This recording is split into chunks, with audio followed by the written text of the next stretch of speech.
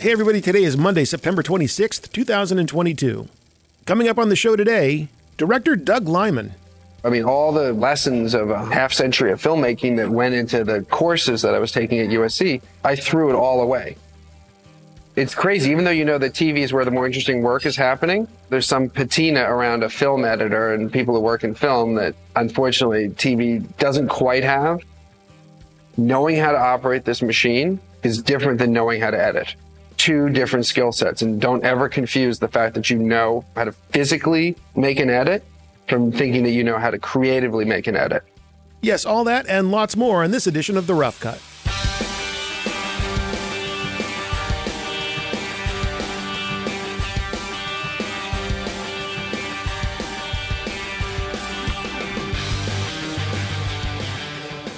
Hey there, Rough Cutters. How are things? Everybody good? Wonderful.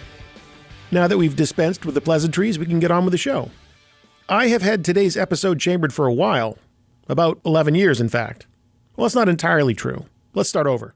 Today's episode is an interview with director Doug Liman.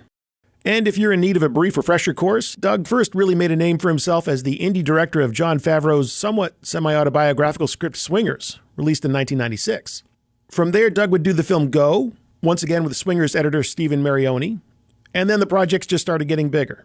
The Bourne Identity, Mr. and Mrs. Smith, Jumper, and my favorite Doug Liman movie, and possibly the best example of a great movie being undone by bad marketing, the blandly titled Edge of Tomorrow. Doug actually wanted it to be called Live, Die, Repeat, which is a much cooler title that actually gives you an idea of what the movie is about. But he was overruled by some studio pinhead, and Live, Die, Repeat ended up being the tagline to the title Edge of Tomorrow. Now, as far as why we're talking about or talking with Doug Liman today, it has been my hope to add more directors to the discussions on The Rough Cut when possible. And over the years, I have interviewed directors, Robert Rodriguez, Kevin Smith, James Cameron, and, of course, Doug Liman. I actually interviewed Doug twice. Once at Sundance in 2008, and then the interview you're going to hear today that was recorded in 2011. I probably have the Sundance one somewhere, but I like this one that you're going to hear a lot better. What can I tell you about it? Well, it was recorded on a hot New York City summer afternoon. It was in the lobby of Doug's office under less than ideal audio recording conditions, but I've done my best to clean it up. Doug's audio is pretty good, mine not quite as good. So you'll be happy to know I've cut as much of me as possible out of it while still making the conversation easy to follow. I like Doug a lot. I like his movies. I love Swingers. It took all I had not to make the conversation all about Swingers. And you heard me say I love Edge of Tomorrow. But what I really like is what Doug has to say in this interview. Really interesting insight on making it in Hollywood and challenging the idea that you ever actually make it. I mean, you might make it, but there's no guarantee you're staying there. We talk about film school, we talk about film, we talk about editing, and some great anecdotes about working with editor Stephen Marioni, who, like Doug, would go on to have a tremendous career, including winning an Oscar for his work with Steven Soderbergh on the film Traffic. I just think this is a fun interview and worthy of being shared here on the podcast. Much like Edge of Tomorrow, I think the original version of this interview, when it was released back in 2011, was not marketed that well. And it's also kind of cool listening to something that was recorded a decade ago and seeing how it holds up under the light of day in 2022. The advice is timeless, and Doug's suggestions about working with digital in the same way that you would work with film also holds up pretty well. Much better than the relationship of Brad Pitt and Angelina Jolie, who get mentioned a few times in this talk. Anyway, let me know what you think of this one. I hope you like it. I hope you like all of them. And I hope you like it when I tell you about extreme music, because I am about to do it again. Hey there, young filmmaker. Do you have a film to make? Of course you do. We all do. So why don't you get going on making it? And when you do, you better make sure it sounds great. And the best way to do that is to go see our friends and Rough Cut sponsor Extreme Music. Since 1997, they have been the ones that intelligent storytellers have turned to for the best in production audio. Music created by the biggest and best names in the business. Your Quincy Joneses, your Trent Reznorses, your Hans Zimmerses. You get the idea, now go get the music. How do I get that music? Oh, geriatric podcaster, you ask? Well, I'll tell you. All you got to do is go to extrememusic.com and search their enormous catalog of tunes using metadata like genre, tempo, instrumentation, lyrics, stuff like that. And if you find yourself at a loss for how to express those thoughts, you can just upload a track to Extreme Music, and they will use their tremendous intuition to find you ones like it. You can get your tracks in different lengths. You can get your tracks with different instruments. You can do it all right there on their website. Or, if you need a little help with the licensing, you can talk to a real person at an office near you.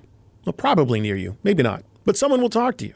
So the next time you have a big movie or TV show to make, go make it. You're not getting any younger. And make it with those musical geniuses at Extreme Music. All right, Sherman, set the Wayback Machine for 2011. Destination New York City. Here in his own words is director Doug Liman.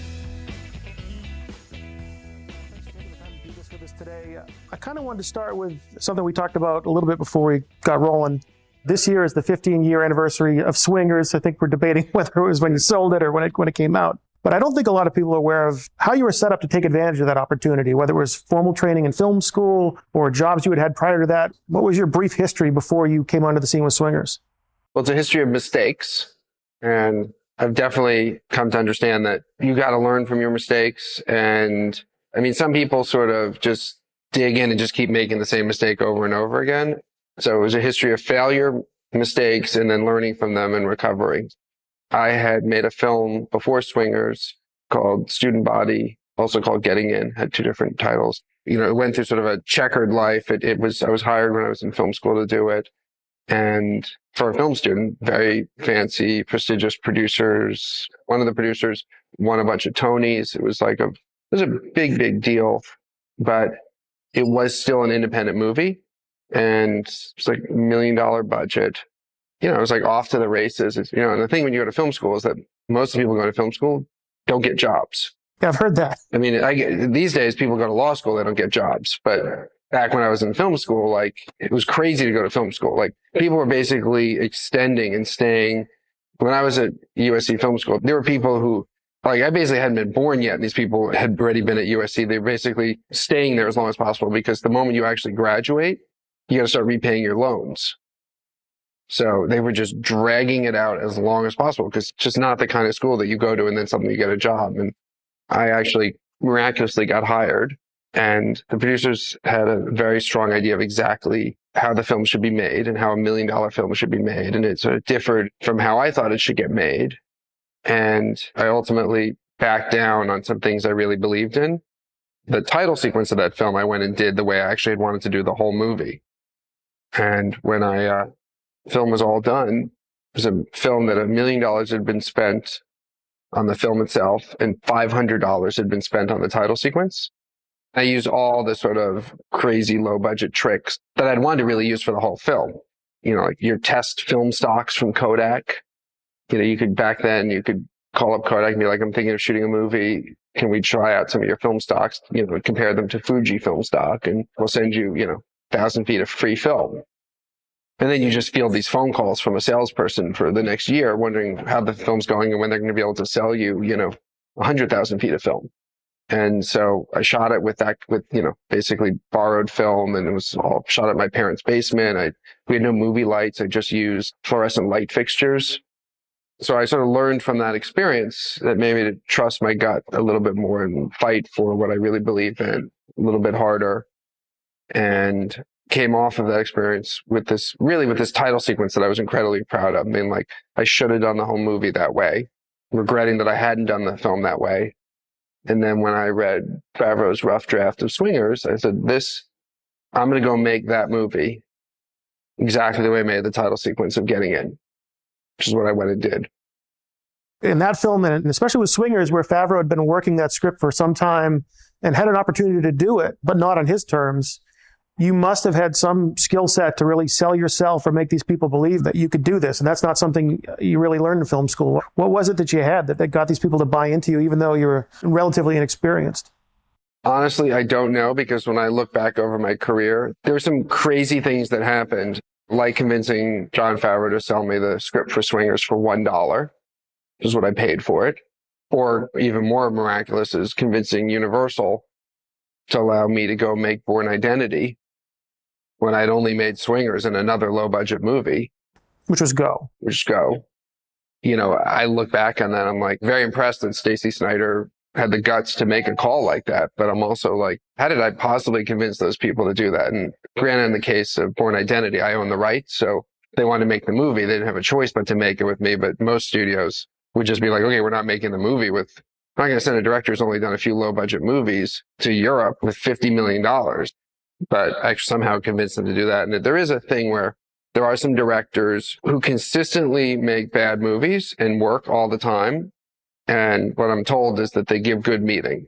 And I'm definitely not known as giving good meeting because I'm not a sales guy. But obviously there is a sales component. I'm able to convince Brad Pitt and Angelina Jolie to go do Mr. and Mrs. Smith. I'm able to convince Universal to go make Bourne Identity with an untested director. I'm able to somehow, my father was a great lawyer, and maybe somewhere those genes got passed to me in a specific way where I'm good at convincing people to do things. But you're absolutely right that is not taught in film school. And for better or worse, there's two sides to being a filmmaker. What happens when you're actually on the set and you have actors and a script and a camera? But to get to that place is a totally different skill set, because that's how you are with studio executives and money people and in a conference room. And you don't get to see if you're any good on the set with a camera and actors and lights and a script, unless you can do the first thing, unless you can somehow convince people. And occasionally there are filmmakers who come along, like when I was just starting USC, John Singleton was making Boys in the Hood. And it was this incredible success story where he'd been a student at USC ahead of me and had written a script, and suddenly Sony bought it or Columbia bought it. And they were like, we're going to make your movie. And they just sort of like handed him a movie. And for the most part, that doesn't happen. For the most part, you're out there like a traveling sales guy. Did you ever have a chance to talk to him about that, to John Singleton? I've sort of met John Singleton later in life. Like I've gotten to know him over the last couple of years, but we never actually sat down and talked about USC. And I mean, he was like, when I started USC, he was like the poster child. It was like being with it was like talking about the president of the United States or something. I mean, he had that kind of cult status, because not only did he make a big movie, but it was like hugely successful critically and financially. I mean, it was just like, I can't even think of another example of a film student sort of hitting the jackpot the way he did. But on the other hand, I really do believe that even though my experience coming out of USC, because I also sort of got a film out of USC that wasn't received the way his was, I also learned to have a very thick skin. And you need it in this business because there is so much rejection. Even after a track record of big successes, you still have to deal with people saying, that's not what we're looking for. All the time. And it is, even one of my producers from Mr. and Mrs. Smith, who is a screenwriter who wrote Beautiful Mind, told me the story once how after Beautiful Mind won the Academy Award for Best Screenwriter, he went out with a pitch, and he actually had timed it to come right after the Academy Awards in case he won. I guess he was the odds-on favorite, so he was banking on it. He won. He said, "This is going to be the easiest pitch to sell in the history of filmmaking, because you've just won the Academy Award for Best Screenwriter, and now you're going out and pitching your next movie that you're going to write." And nobody bought it, and it actually made him feel better about the film business, because up until that moment, you always have in your head that like other people have it easier, that there's some private club where they're smoking cigars and screenwriters and directors are saying, "Hey, I want to make this movie." And the people who make movies and fund them are like, "Okay, go make it." And the actors that are going to star in it are sitting at the next table, and it all happens so easily. And you really do have that sense that it's easier for other people. And the only reason why I don't have that is because my friend relayed this experience to me that he'd had. He said if there was a private club, he would have been in it. He just won the Academy Award for Best Screenwriter.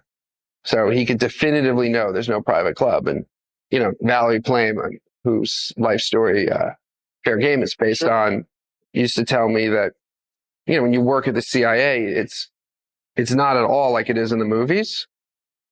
It's just much more, you're slogging through. It's sort of more work than it is excitement.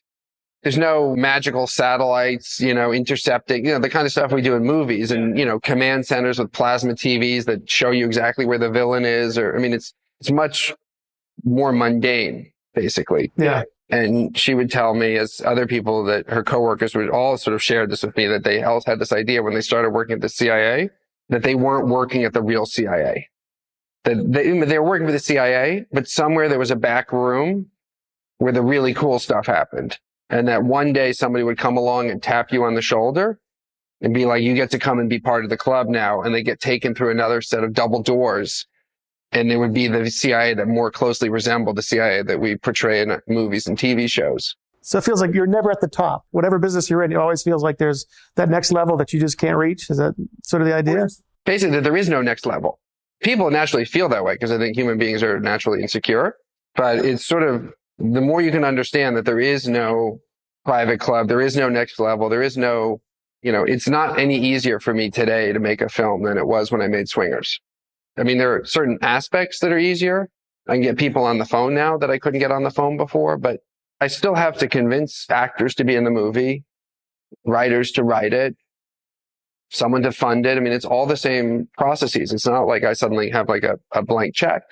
As a filmmaker, when you're aware of something, like that discussion you had with Valerie about the CIA is not what you think, and you're making a movie like Mr. and Mrs. Smith, where it is all that big, flashy command center stuff, do you ever think, well, maybe I should tone this down a bit, or this is fantasy, I'm going to go as big as I have to go?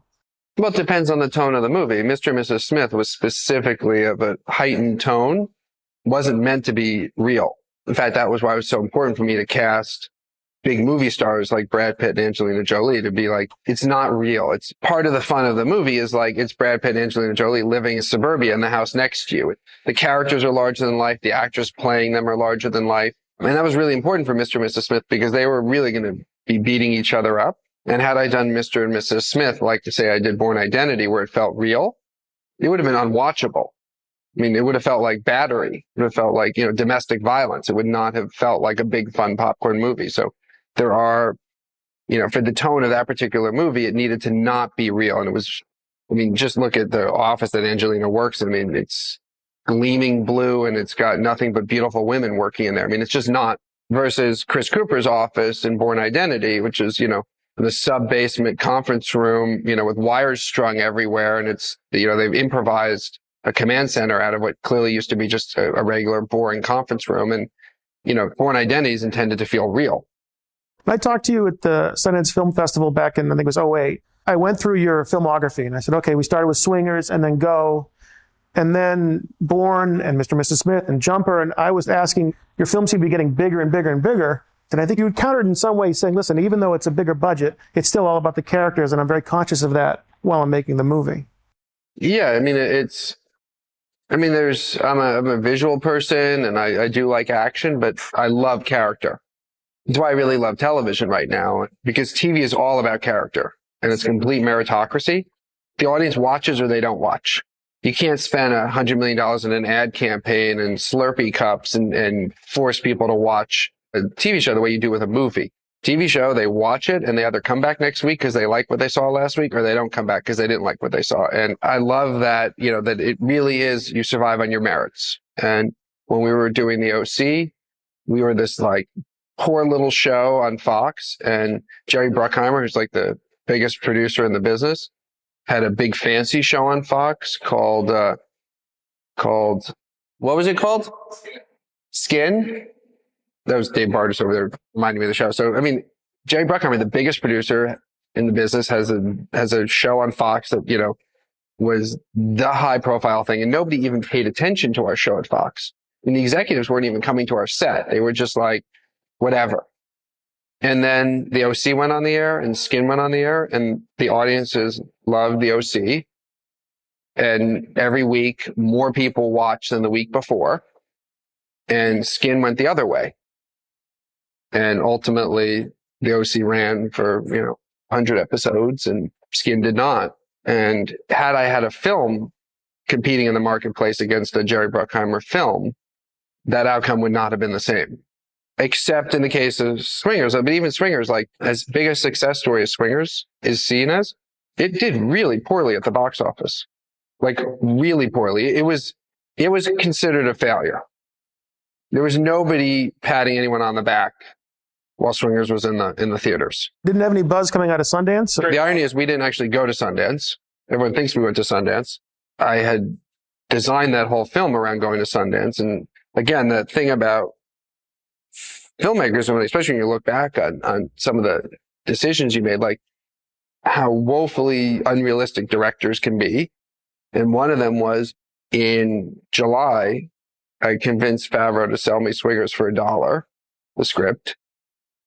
specifically I said so that my sales pitch to him was that, if he sold it to me for $1, we'd go make the movie, and come January, it would be at Sundance. And if he didn't sell it to me, we'd be because we had been to Sundance a few times together. I said, we'll be at another Sundance watching other people's movies and not ours. So let's just go make it. So I guess you asked sort of about the two steps of making a movie. There's what you do once you actually have a camera and you're filming, and there's what you have to do to get to that day. So I don't necessarily give a good meeting, but I can sometimes make a good argument for why a particular film should get made.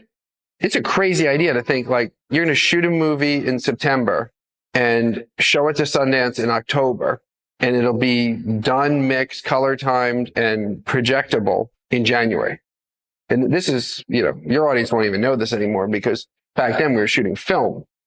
Just the physical finishing aspect of film versus digital, there's a whole very mechanical process that film has to go through at the end with negative cutters, cutting your negative, then doing, rough answer prints and and each time you do a step, it's like taking something to the tailor and then waiting a week for it to come back and say, there's nothing fast about finishing in film. And, your audience today watching digital just won't understand, because in digital, you could just finish it overnight on your computer. Do you think there's anything that people are missing by not having that experience of working with film? Or are you just happy to see it go based on all the problems that you had to face with it? I love film, and I love, I'm very nostalgic because I really love touching film and just everything about working, especially in 35 millimeter. But, I haven't taken a still picture with film, and I can't even remember how long it's been since I actually took a still picture, dropped the film off for 1 hour processing. It just, for me, doesn't make sense to shoot my movies on film anymore. But I try to sort of maintain the discipline of film. We were just talking about this yesterday when someone was taking a digital picture, and they were remember what it was like to take pictures with a 35 millimeter still camera, and you only had 36 pictures or 24 pictures in a roll. Then you accidentally pressed the shutter button and took a picture when you didn't mean to, and you're like, shoot, I only have 3 pictures on the roll left. And you had to be so careful about each picture. Versus digital, now you just take them, and there's no discipline at all with taking digital pictures. So I try to, with film, with my movies, try to shoot with the same discipline as though I was shooting with film stock. And film stock is 10-minute rolls, 4-minute rolls or 10-minute rolls. Or in the case of Swingers, since we were using old film stock, it was like 1 to 4-minute rolls. And we would save the 4-minute rolls for longer dialogue scenes and use the 1-minute rolls on shorter dialogue scene. And obviously I'm proud of the results. So I usually shoot digital with memory cards versus a hard drive, so that it's still, you shoot 10 or 20 minutes and then you got to change cards. So you actually are thinking about, the camera's rolling. Because people with a hard drive could just let it roll, and I feel like there's not as much discipline with that style of filmmaking. Well, aside from being a producer and director, there's also been times where you've been a cinematographer. What is it that makes you decide whether or not to assume that role on a project? I do one particular look, and I do it very well. Honestly, I think I'm great at it, but I don't do other looks. So if the film wants to have that look, then I shoot it myself. And if I want a different look, then I hire somebody who I believe knows how to do that look. So the decision comes down to that. How about in terms of editing? I know you've worked with a lot of very talented editors. You ever dabble in that? Very strong opinion about editing. And I do own some media composers, and I do know how to use the Avid, and I know how to use all the features and the buttons, and I can add titles and do dissolves and split screen. And I don't just know how to edit with the Avid. I know almost all the features, and I'm pretty fast at it, but I don't know how to edit. And luckily, early on, I worked with a very young guy named Steve Marioni, who went on to win an Academy Award for editing. Traffic, right? For Traffic. And, but he cut my first films. And even though, he was I hired him, he was a student at Santa Cruz who responded to a message board at USC on my short film. He had just graduated Santa Cruz, and so he edited my short film. He edited the first feature I did. He edited Swingers. He edited Go. And even for a guy who was probably 21 when I first hired him, he was very strong and had very strong ideas. Almost admirable how, and I'm sure he probably looks back on it and can't believe that how naive he was to be so strong-willed, and it's something great about youth that you, in a moment, even though you don't necessarily have the stuff to back it up, you just go for it. And so one of his things was, he said, because we cut swingers on an Avid, and basically the Avid was brand new back then. You did a lot of audio too, I think. We did everything on it, and it was brand new. And I basically was learning it as he was learning it, and could operate it basically as well as he could, because it literally was brand new. And Steve was like, look, knowing how to operate this machine is different than knowing how to edit. Two different skill sets. And don't ever confuse the fact that you know how to physically make an edit from thinking that you know how to creatively make an edit. And that's stuck with me to this day, that I'm like, no, you hire editors to edit, and it's not, I really try to resist. And Steve was so strong-willed about this that I'm a little bit messy, kind of a reputation for that. And he would get upset on swingers because I would use the Avid, and, the keyboard would end up being sticky with, some candy I'd been eating, and there'd be crumbs in it. And, Steve, like a lot of editors, was a lot more fastidious. And so when we came to go, he was like, if you want to touch an Avid, get your own Avid. So we actually got an extra Avid for me, because I do like looking at my footage on the Avid, and I like playing around on the Avid. But he was like, look, you can do whatever you want on your Avid. You make as many edits as you want. I will never, ever look at what you do. He said, you have to figure out how to use words to communicate to me your edit or what it is you want. If it helps you in your process to go edit on your own machine, that's fine. But don't ever ask me to come into your office and look at something you cut. You come to me and say, here's what I think I accomplished, and use words, and then I will go do it as your editor. A while back, Avid introduced a feature called Script Sync, where you could actually edit from the script. Script Sync is the thing where you can go find like the line script, and then it'll go find all the clips for you. Yep. Yeah, that's handy. But basically, the attitude that I follow editing is the attitude, again, that Steve imparted on me. As literally like a 21-year-old the only experience he'd had was he cut my short film. Like, that was it. And even back then, he had this attitude. He said, I don't care what's in the script. I don't care what you intended to shoot. I'm going to look at your footage and figure out what it is you did shoot, and I'm going to edit that. So from Steve's point of view, the script was irrelevant. It didn't matter what intentions you had. At the end of the day, the footage is the footage.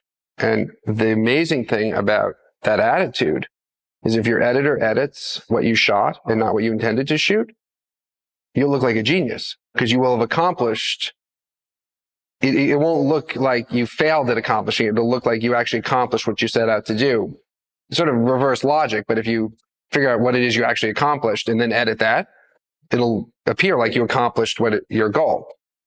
And the reality is the script is basically irrelevant. What Steven was telling you about, you know how to run the machine, but I know how to edit. We touched on film school a few times. Is the art of editing something you can teach, or is it just a sense of rhythm, pacing, style that you have to be born with? I mean, it's hard to tell whether you can teach directing for that. I mean, there are technical aspects that you need to know, but, at the end of the day, can you really teach how to be a novelist? Or is that like you either sort of have a story in you to tell or you don't? It's filmmaking, there's a lot of technical aspects to it that you just need to know that. But the artistry of filmmaking is probably the only thing you can teach somebody, is to trust their instincts and how to tell their own story. Maybe learn how other people did it. But at the end of the day, like, you have to make your own movie. You have to leave behind all your education and everything else and tell your story and tell it your way. And Swingers, violated everything I learned in film school. There were no movie lights. There was all the lessons of a half century of filmmaking that went into the courses that I was taking at USC, I threw it all away, because I had noticed on the set of my first feature that when they were just loading the camera and it was just they were running 10 seconds of film and it was just pointed to like a random corner of the stage, I can see the random corner of the stage. And I can see the crew walking around and having coffee. And I'm like, why do I need all of that equipment and all those lights over there when I can see everything that's going on? That film stock is clearly good enough to capture life without needing movie lights. And so, well, maybe in film school, they're teaching you how to light because 20 years before, 30 years before, that didn't work. You actually needed an enormous amount of light to get an image on film, but film stocks were very fast by the time I was starting my career. And so I basically abandoned everything I learned in film school. If I was going to go back to film school and teach myself, the first thing I would be telling my students is, I don't know anything. I'm going to teach you, but you got to leave here, knowing more than me. You can't possibly think that I can tell you how to go make your movie.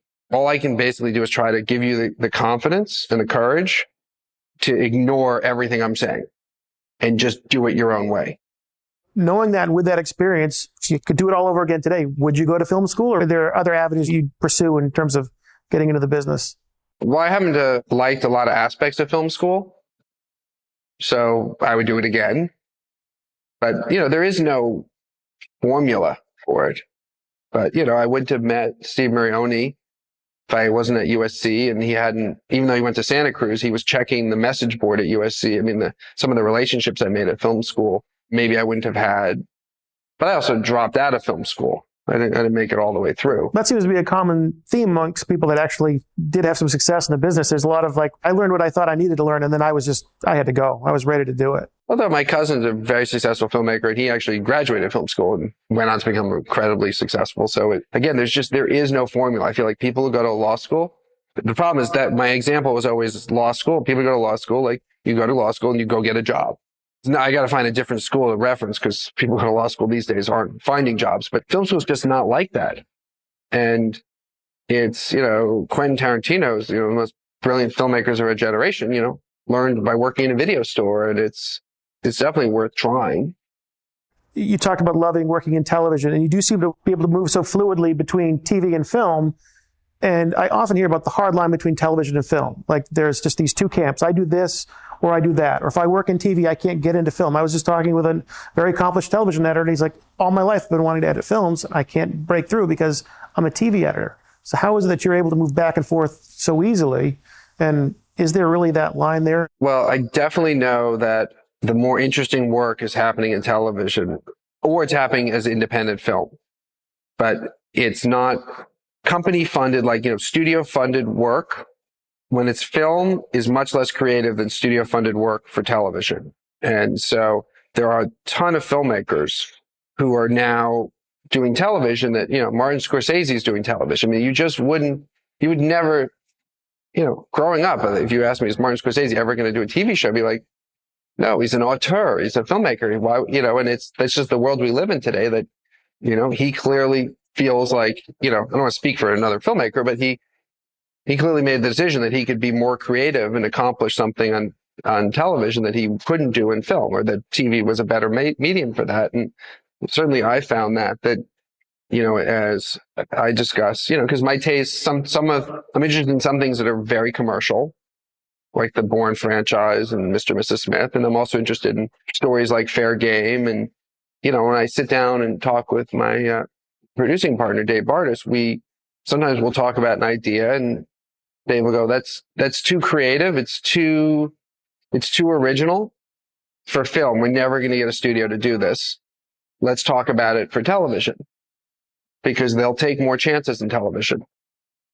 And we've consistently found that. So there are a lot of filmmakers working in television now. I'm sort of lucky that I have a big head start, because I've been doing it for almost 10 years now in television. I have a great partner. In terms of the crew going back and forth, there is a bias. If you're a film director and, the editor only has TV credits, it's crazy. Even though that TV is where the more interesting work is happening, there's some patina around a film editor and people who work in film that unfortunately TV doesn't quite have. Although I imagine, a TV editor who's working on Mad Men, or unless you're telling me it's a Mad Men editor who can't. Yeah, this guy who's been on Mad Men, Lost. One of the other things he had said is that, someone asked him if he had to start over again today, how would he do it? And he literally said, I'd attach myself to somebody. I'd try and get a job with a Doug Liman or a J.J. Abrams, somebody that has a lot of different irons in the fire at all times in television and in film, and does some franchise work. Just because you show off what you can do in one realm, they're more likely to bring you around and give you different kinds of jobs.